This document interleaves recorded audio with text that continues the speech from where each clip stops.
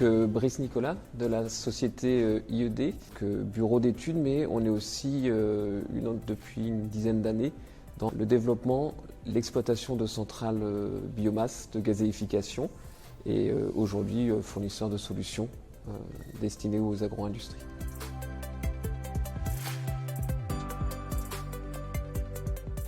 Alors, le défi des bioénergies, je pense que c'est large. Pour nous, c'est vraiment de voir comment est-ce qu'on peut valoriser un potentiel au niveau des agro-industries pour répondre à un besoin de transformation électrique.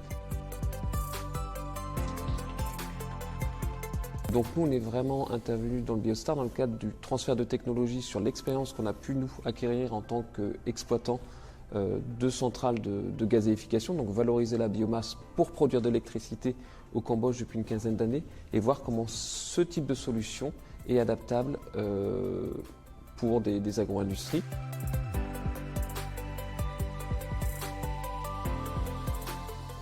Nous, l'idée là, c'est vraiment de pouvoir faire ce transfert de technologie vers l'Afrique sur différents pays, que ce soit au Sénégal. Il y a énormément de ressources. Les opportunités, elles sont là. Maintenant, c'est de réussir à lever des challenges, c'est-à-dire de pouvoir prouver réellement que ce sont des technologies qui sont fiables, qui vont être rentables pour l'agro-industriel. Et je pense que vraiment le défi, c'est de réussir à avoir des systèmes sur lesquels l'agro-industriel va être en capacité de mettre son argent parce qu'il sera convaincu qu'il va en tirer quelque chose.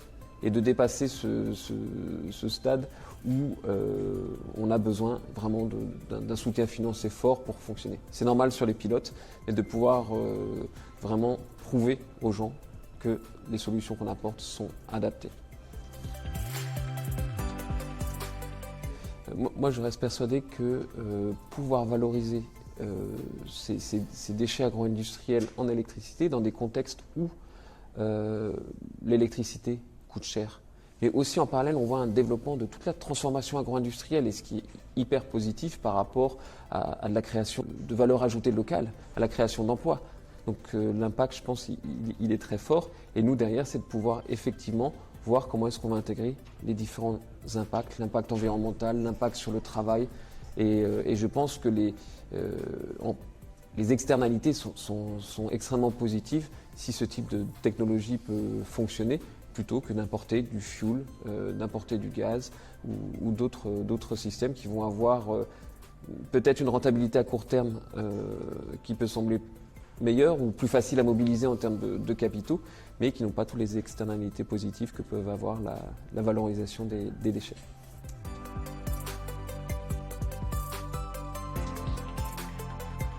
Merci.